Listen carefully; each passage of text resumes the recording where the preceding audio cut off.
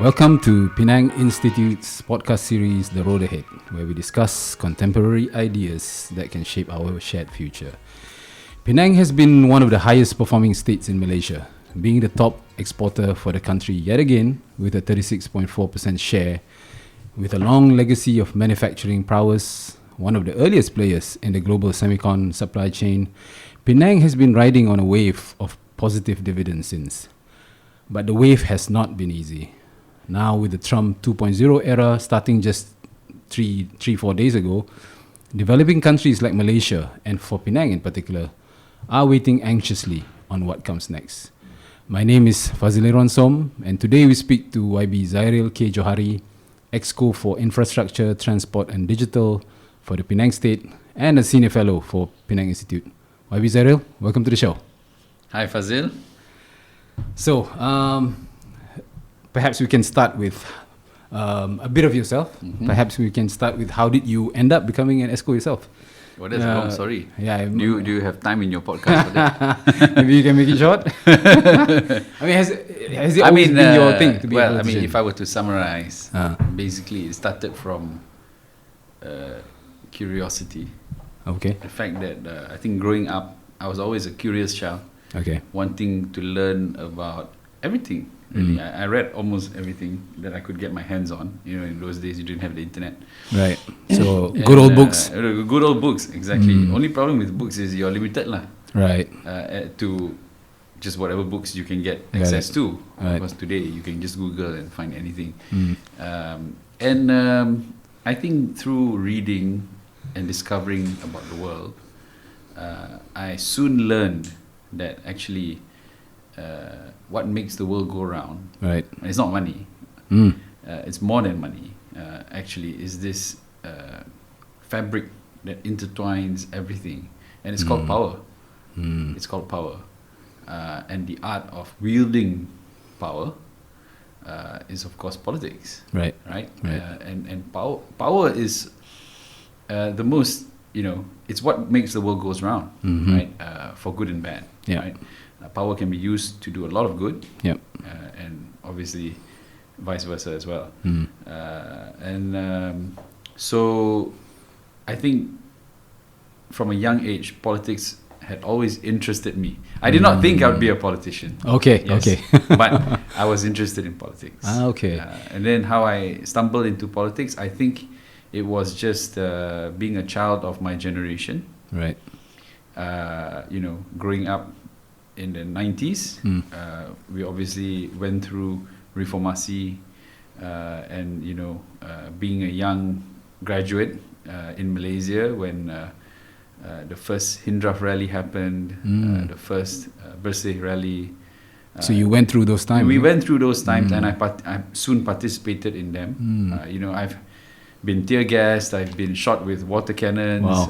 I ran and you know, in front of FRU. We did all that. We were on the streets. You know, we went through all that. That was here in Penang. No, in KL. In KL. Okay. Obviously, a lot of it was happening in KL lah. We did that so that, you know, later generations don't have to lah. Awesome. Amazing. I mean, I think, again, like I said, it was just being in my generation.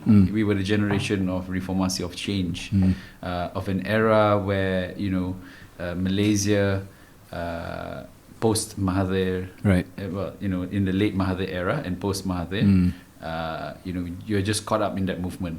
Got it. And so I joined, and here I am. Here you are. And how has because obviously your dad is a very influential figure in Malaysian politics. How has your dad also influenced you in your political? Well, I mean, very much. I think to begin with, the interest in politics is also there because of him. Right. Again, not that I thought I would be a politician, but you know, the fact that conversations at home, you know, conversations that you overhear as well, you know, it gets you interested and wanting to know more. So. I learned a lot about Malaysian politics from a young age, right. And you know, a lot of these figures and characters you see in the books were, of course, personal friends of my father, right? And that sort of gave me that personal connection as well. Yeah, made it feel closer to home, right? Yeah. And I guess that increased the interest. You know, of course, you know, when I joined, he was no longer around. Right. But what I always like to say is that there is some, we come from completely different eras, and in Very fact, much we so. joined completely different parties. Yeah. But if you think about it, when he joined UMNO, he joined when they were opposition. Very of course, interesting. people are asking, Very when was interesting. UMNO ever opposition? There was a time. Yes, There that's was a right. time. When British were ruling, right? So his struggle was one of reform as well. Right. It was one of Right. transformation. It was one of Interesting. change. Interesting. When he joined UMNO, they were all about those things. Right. Right. They were trying to get rid of the colonials. They were trying to gain independence, and they were about nation building. So I mean, So this is periphery going to the center. absolutely, Right. and it's always that that tension Right. between the periphery and the center. I think that's if you look around the world, whatever conflict there is, it's always that. It's always been that. Yeah. And of course, UMNO subsequently became the center. Right. And when you become the center long enough, and this is a lesson for any political party or politician in this Exactly. world, it's the same lesson over and over again. It's cyclical. Yeah. And so when you become the center for too long, that's when you The same start to- temptations. the same problems, The same issues, yeah. begin, and then there's a new periphery. Yeah. And the new periphery is looking at you and saying, look, you guys are unjust, you guys are not doing things right, it's time to right the wrongs. Right. Right. Right. And eventually that periphery become the center, and long enough after that there'll be a new periphery again. That's how it works. Right? That's how it works. So it's interesting that although we both were joined politics at completely different eras, our struggles were in a sense similar, Right. right? Right. So he, coming from the periphery and then into the center, and that's where my journey has taken me as well. Right. Right. From the periphery into the center. To the center of Penang, at least. Well, and now And now, of course. at federal as well. Yeah. Yes, True. yes, True. yes. Okay, so I guess if I can sum it up, perhaps what we can say is that your common character with your dad is perhaps the wish to be at the center, but to use the political power that you have to right the wrongs. Basically, that was the main common denomination, lah. Absolutely. Denominator, yeah. That was the motivation. Right. Certainly, I'm sure it was the motivation for my father, and certainly it was for me as well. Okay. You come in with, great ideas, and you want things to change, and But of course, when you're in government, you also soon realize that change doesn't come that easily. That easy. Yeah. And compromises have to be Yeah. made. Right. And that's just simply how it is all over the world again. Yes. It's the same. But of course, you try as best as you can not to lose sight. And whatever you do, and yes, although you make compromises, I think at the end of the day, the larger goal must still remain the same, right? Which is obviously the greater good, the kind of Malaysia and the nation that we're trying to build. I think as long as you don't lose sight of those goals, then you're on the right track. Okay. Talking about being on the right track, where do you think Malaysia is going on the things that you expect it to be in terms of say race relations, economy? Let's start with that. I think Malaysia is going through a transitionary phase, and in many ways, politically, obviously, not just in terms of change of regime. You have to understand 60 years of having one political party ruling and suddenly having change. That doesn't come easily, and that also isn't smooth anywhere in the world. And Indonesia had to go through 10 years of pain post Suharto before finally things stabilized. It's been less than 10 for us, and hopefully we won't need 10, right? So 2018 was watershed. For the first time in Malaysian history, unexpectedly, we saw regime change. And rather peaceful. And subsequently changed again, and then changed again. But again, that's what typically happens. So what you call this period would be a transitionary, right? Where people are getting used to change, Right. and to the institution's credit, you can actually see, for example, the police. 10 years ago, if you talk about, what if the government suddenly loses? Everyone would swear, the police would never cooperate, right, and things like that. And perhaps in 2018 they were also confused. Right. But look at how things changed in 2022. I think the police very quickly learned that their role was to be a neutral arbiter, a Right. peacekeeper, and to ensure smooth transition. And they have played that role very well, right? So you have seen suddenly these institutions of state, which have all the while been used to only one party, Yes. now being able to play a more objective role and play their role more effectively in that sense, which is good. So that's part of the maturing process of a nation. And I think we're quite lucky. We I mean, are. because I know there are countries where, the powers that be, on the way out, they would use these exact instruments to Absolutely, and we Yeah. have been lucky. And I would also say, perhaps some credit also has to be given to the leaders who were in charge when change happened. Right. Because it would not have been very difficult for them to incite. Exactly. Which they didn't. Which they didn't. And you have to give credit to them. Yes. I mean, you Very think much so. about, Tun Badawi in 2008, for example, when for the first time we won Penang, Selangor, right, Perak, at the time, Kelantan and Kedah, 5 states, unprecedented, 2/3 majority knocked out, right? And even then, despite pressures from within his party, he held firm. And the same can be said for Datuk Sri Najib. In 2018, when they finally lost power, he ensured there was a smooth transition. Right? There was no riots, no May 13 reoccurred, right? And there was no attempt as well. Yeah, and so that's very important. So credit has to be given where it's due. And we have been lucky, yes. Okay. Let's move on to perhaps to the economy. I mean, Sure. I think we've covered the whole part of the institutions that we are still, blessed with a very neutral and very impartial institution or civil service, I would say. But would you say the same thing in terms of the economy, where we are going?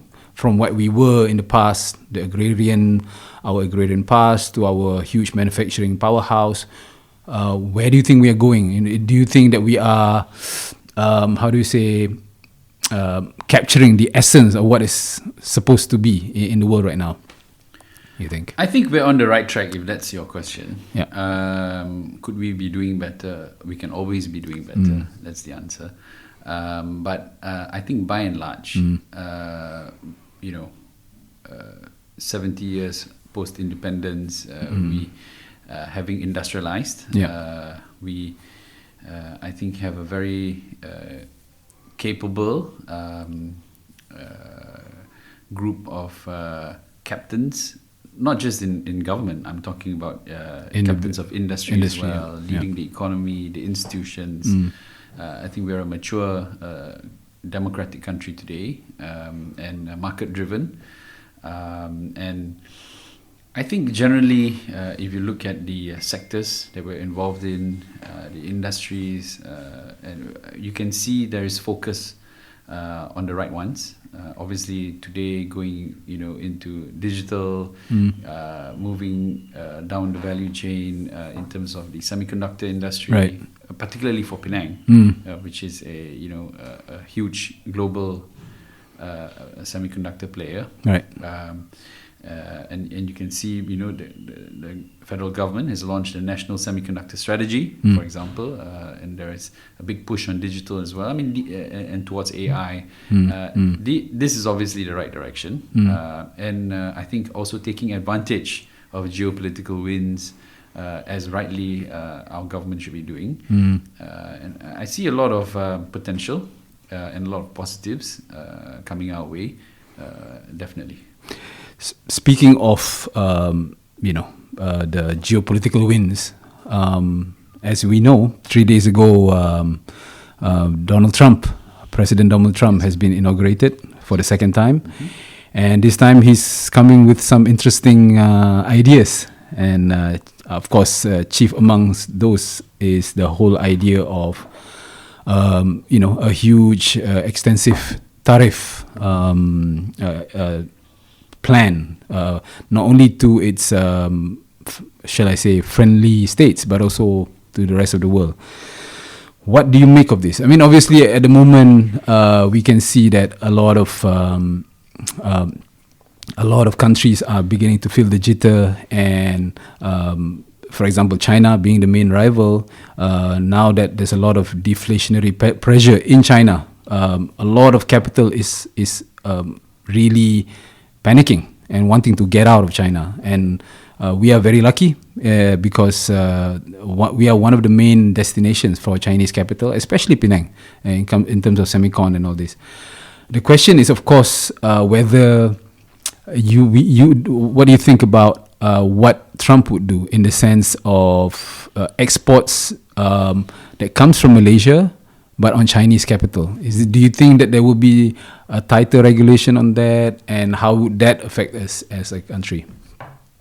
I mean, the thing about the Trump administration is that it's very hard to predict. Yeah. So I wouldn't put your hand on it. I wouldn't attempt to try to predict what he may or may not do. Yeah. However, I think just based on what he has done, I mean, it's interesting times. For me, I would take a cautiously optimistic view. Optimistic because so far, obviously, the things that he's doing, imposing tariffs on countries like China, even other countries, Mexico, EU, and so on. Canada as well. Yes. So far, mean very obvious benefits for ASEAN. Yes. Malaysia and Penang in particular. Yeah. And in fact, it's been the case for the last 5 years anyway, due to the so-called trade war. Yeah.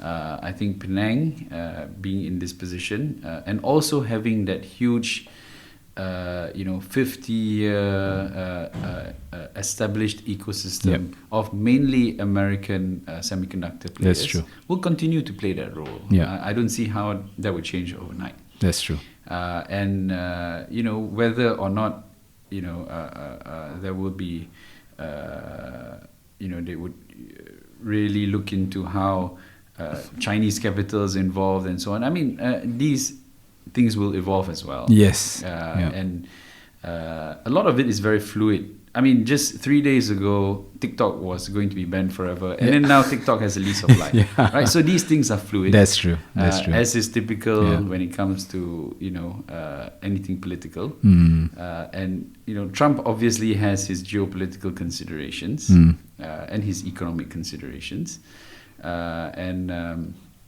I think what is important for us, right, is to ensure that we are well positioned and ready, right, for any kind of changes that happen, that we are able to take advantage of it. Yeah, and pivot as and when. And also, but what we also want to do, if I may add, is not simply to be a pass-through or just a conduit. We don't want people just Southeast Asia, Malaysia, because it's not China, you can. It's a land. It's a place to find cheap land and cheap labor and so on. No, what we want is to take advantage of what's happening, right, by obviously trying to capitalize, trying to get some knowledge transfer going on, trying to build our own capacity, so that while Penang is already a pivotal player in the semiconductor, in the global semiconductor supply chain, I think we can play a more supportive role as well, regionally. And in fact, over the years, Penang has produced many large local companies as well within this ecosystem. Right. We have created some very good expertise in equipment manufacturing, for example, which is part of the semiconductor value chain. Right.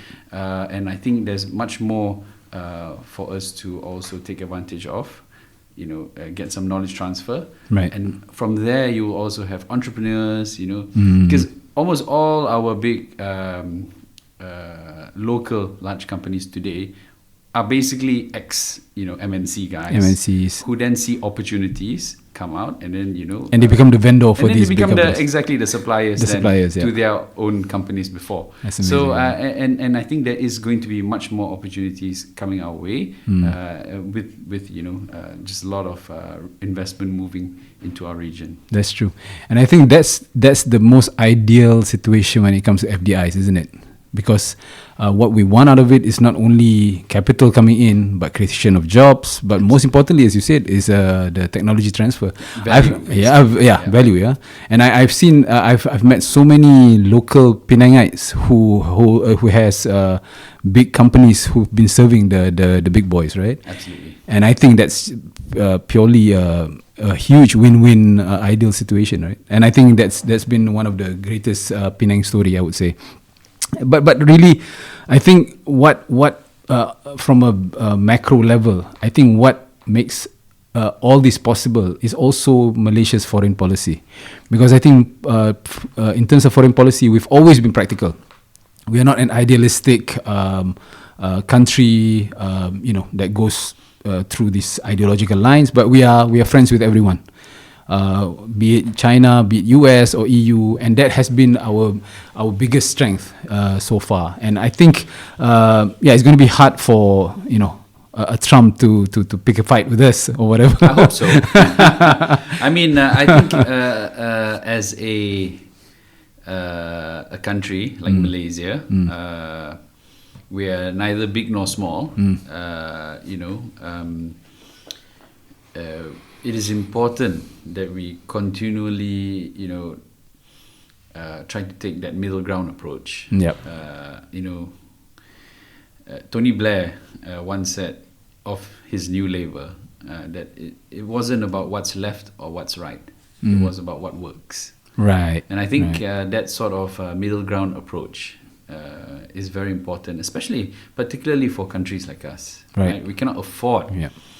to take sides. Yeah. I think it's important for us to just, accommodate the great powers, Yeah. but at the same time try to carve out value propositions for ourselves. True. And that has always been what we've been doing, regardless of who our leaders are. Absolutely. So far, they've been towing the same line. Yeah. Absolutely. Yeah. Let's keep it that way. Fingers crossed. Fingers crossed.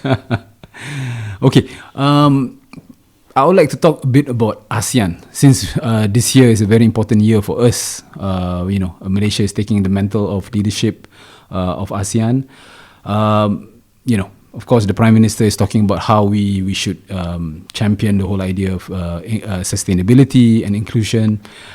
What do you think? How do you think we can play a significant role here? Now that the region is, of course, at stake. As you know, there are happenings in the region. What do you think we can do to basically take advantage of this leadership role for ASEAN? I mean, if anything, ASEAN is always and has always been more an economic cooperation,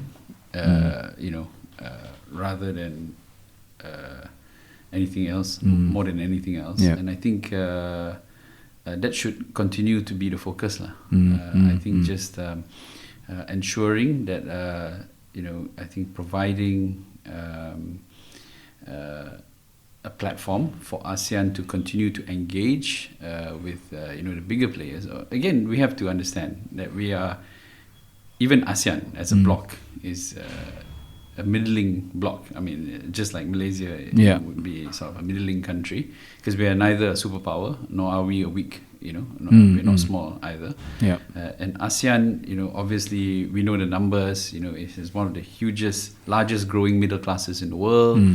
Huge in terms of population, young population. So good workforce, future middle class. So consumer spending will be very strong. So I think we should leverage all these things, Right. all these strengths, and at the same time also building on the ecosystem and the good relationship that we have with China, with America, with the EU. Yeah. So just continue to play that. I mean, it sounds very safe and boring, but I think But boring work sometimes. Yeah, necessarily for the good of the economy, of the region, of the people. That's probably our best way forward, lah. Yeah. Well, okay. So ASEAN 660 million market. A huge chunk of it, a significant chunk of it, are people in the mid. Shall I say the workforce? I mean, sorry, the business sector. I would say around 95 to 99% of it are SMEs. And so, I guess the thing that I would like to talk about is more on the tech landscape. So obviously, with this such a huge skew towards the SMEs in our region, how do you think, with all this, rapid development of AI and digital technology, how do you think that these huge chunk of our business sector can adopt or adapt to this vastly, this rapid change in our business? What do you think? I think as how do you say? I mean, as cliche as it sounds, digital transformation, particularly for SMEs, is crucial. Yeah, it's a do or die, really. It's a do or die. Yeah. If our SMEs are to compete, and today we compete globally, there's no, with the globalized world, with the internet, with just how information moves these days. There's no more trying to be jago kampung. You have to be competitive. You have to be competitive regionally. You have to be competitive globally, right? And the way to do that is obviously by adopting technology, AI chief amongst them. Yeah. But it is challenging, particularly for SMEs. Why? Resources. Sure. I mean, if you're an SME or you're a small to medium company, you have like maybe 20, 30 staff, right? 20 of them are maybe working your assembly lines or whatever. You have 10 management staff, maybe. Every one of them plays a crucial role. Can you afford to send them for training, for example? So even just finding resource for training, firstly, to pay for it. Secondly, even to give up your man hours for training. Actually, we know this because we have been conducting training for the last few years through Digital Penang. Right. It's a challenge. Many companies cannot afford to give up a staff to undergo training for 2-3 days, right? Because business is churning. Because business is churning, is moving. And these guys play, you're not a huge corporation. Right. They don't have much, obviously, in terms of redundancies and so on. So every man plays a very important role, or woman. So I think that's a challenge, but it has to be done, right? It has to be done, and I think this is where Digital Penang, I think we've been working very hard to sort of get people on the digital bandwagon, so to speak. And I think now, moving forward this year, with the setting up of a regional office here in Penang by MDEC, I think we'll be working together. There'll be a lot of collaboration moving forward. So that we can sort of target the SMEs in particular, and to help them get digital. It's extremely important. But I also see opportunities because a lot of SMEs do not have the necessary resources to do a lot of these things, a lot of digital adoption themselves. There's opportunity now for shared services providers. Okay. So a lot of these things can also be provided as a shared service. Right. And so that's opportunity as well. So you could bring down the cost by adoption. You absolutely could bring down the cost. You'd be able to onboard SMEs much easier. So and there are a lot of I think that's opportunity for local shared services providers. This is a space that they should look into. And I think moving forward, that's probably the easiest and fastest way to get people on board. And I think Penang, as a state, I think it was probably one of the most, the one with the highest adoption rate, would you say? because of its I don't propensity have the to data trade on that. So I wouldn't be able to tell you for a fact. But yes, I mean, I think in terms of our SMEs are very dynamic. I think our workforce is very dynamic. You just need to look at how many local Penang boys and girls have become leaders of industry, not just here locally, but they've gone on to become CEOs of MNCs and so on. So and many of our locals have also become great entrepreneurs. Seeing market opportunities. Okay. So hopefully they also come back and help to mentor new generations. Digital Penang, we work together with other federal agencies as well as investors, venture capitalists, and so on. Also to also try to nurture a digital startup movement, right. but having a niche focus on supporting industry. So I think that would be Penang's strength.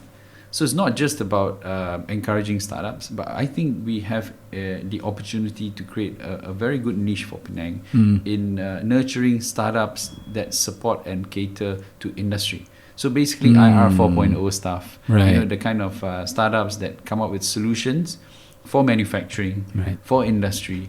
I think that's a real niche that we can carve out for Penang.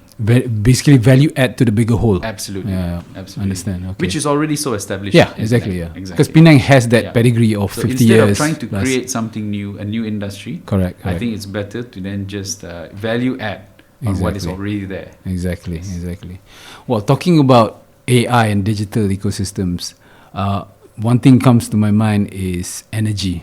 Obviously, as we go into this huge digital black hole or whatever you want to call it, the demand for energy is exponential. What do you think is the plan for Penang in terms of making sure we have enough energy to cater for this huge digital onslaught coming up? Absolutely. I think energy security is one of the key challenges foremost in our minds.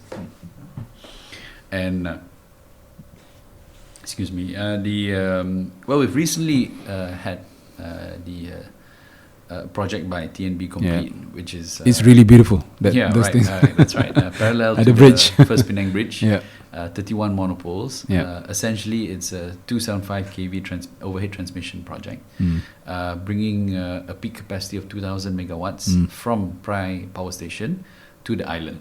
Right, and that would actually ensure that we are good for the next 10, 15 years easily. And on the island itself, we have a power plant, the Glugor power plant, 300 megawatts, conventional gas turbine. However, its purchasing power agreement just expired about half a year ago. Okay, and we have gotten a temporary extension. But in the meantime, we are talking about repowering the power plant. Okay.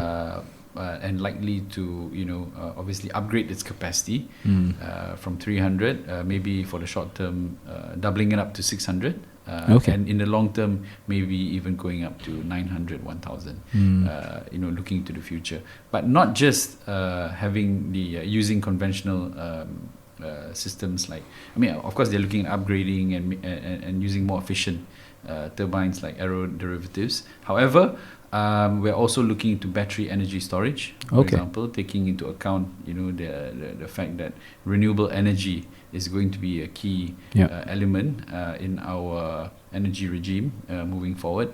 I think the federal government has set very ambitious goals for renewable energy, but like it or not, that would be the direction, and we have to also plan for that. So there is planning for having storage.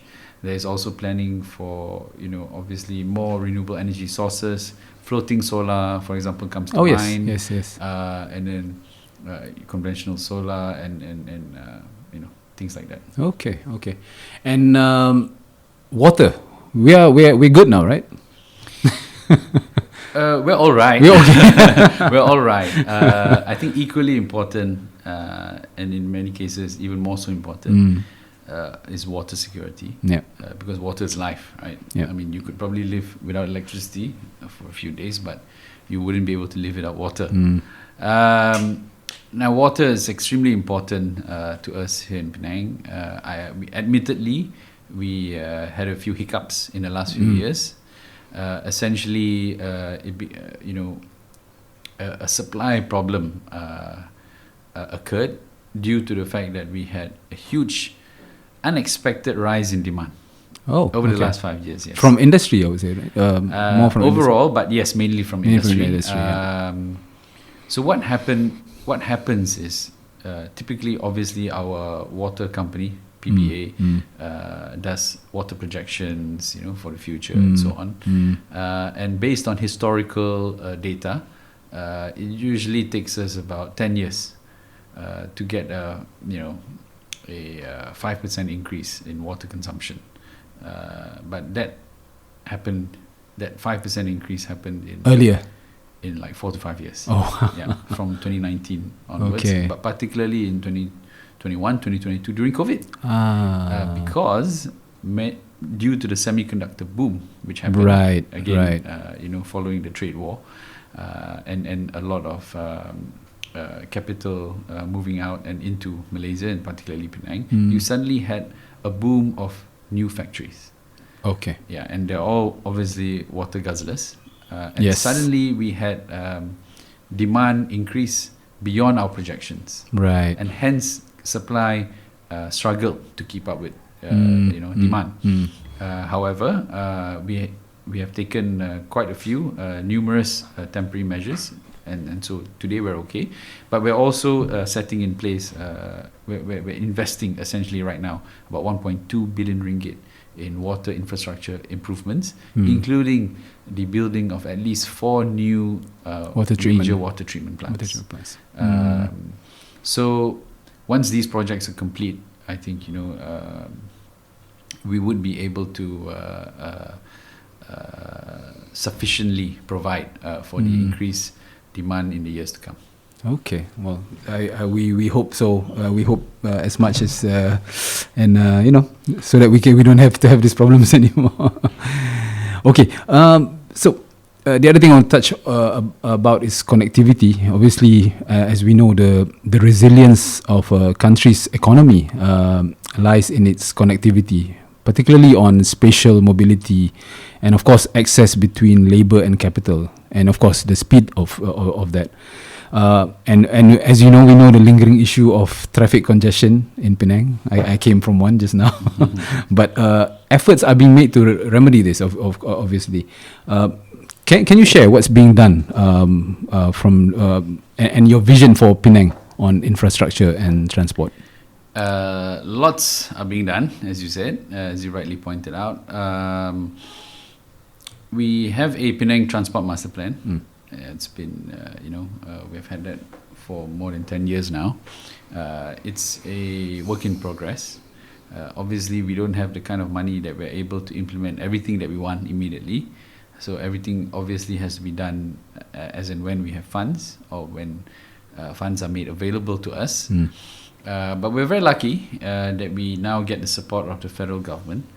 And so the Penang's first urban rail system, and the first urban rail system outside of the Klang Valley, in Peninsular Malaysia, is being constructed right now. As we speak.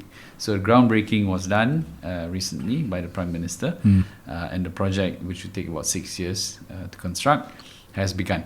And this will provide the first urban rail system in Penang, linking, very importantly, not only the important work and residential corridors on Penang Island, but also bringing that connectivity to the mainland. Yes. through McCallum, right? From McCallum, there will be a rail bridge that will bring the LRT all the way to Penang Central. Penang Central. Oh, that's amazing. And that's critical. That is because critical, that essentially links the LRT to the national rail network. Yes, correct. Because at Penang Central, you have the KTM, you have the ETS, and the ferries as well. So it's a transport hub. It's also connected to the national rail network. So in essence, it would mean that if you lived in Sungai Petani or Alor Star or Padang Besar, you can take the commuter to Butterworth, hop onto the LRT And straight to You'd Georgetown. be at, you'd be at Bayan Lepas, or you'd be at Spice, or you'd be at USM, In no time. in Well, some I mean, time, some time. but without going through traffic. Yes. Without going through traffic, and more importantly, also saving cost and time. Yeah, so I think it's an absolute game changer. The fact that it crosses over to the mainland is an absolute game changer. And there will be a special bridge. It will be a purpose-built bridge. Purpose-built a rail bridge. bridge. Okay. Oh, that would be super. I mean, tourism-wise, I think that would be great. For not them just to tourism, see, right? Yes, tourism as well, Yeah. obviously, because people land at the airport. Yeah. People also land by train at Butterworth. So these two major points of entry are connected Exactly. by rail. That's extremely important. Yeah. But also just for commuters, I think essentially that will solve a lot of the traffic problems that we have. Yes. I mean, I know for a fact, for example, people in Komta, a lot of them actually live in Seberang. Absolutely. And this will really is a huge game changer for them, right? Wow, I'm excited already. So am I can't wait for 6 years. No, me too. Join the club. Okay. Well, lastly, I would like to just talk about your predictions of the future, or perhaps your understanding of where Penang is going in terms of its next economic strength. I think you mentioned a bit about how the Penang SMEs will be adding value to the bigger whole of the manufacturing sector. But do you think, seeing how vastly changing the economic landscape is around the world, do you think there is something new in the horizon for Penang, or do you think we are just being practical and just go along I with think what we we have? should focus on the strengths that we have. You can't go wrong there. Yeah. Will there be anything new? We never know. Mm. Right? New things happen all the time that change completely how we do things. I mean, as ubiquitous as the smartphone is, it's not very old. It is not at all. I mean, you and me can still remember a time where we did not have smartphones. Yeah, we had Adam. Well, exactly. Even before that, exactly. yeah. And even before that, we use payphones. Yep.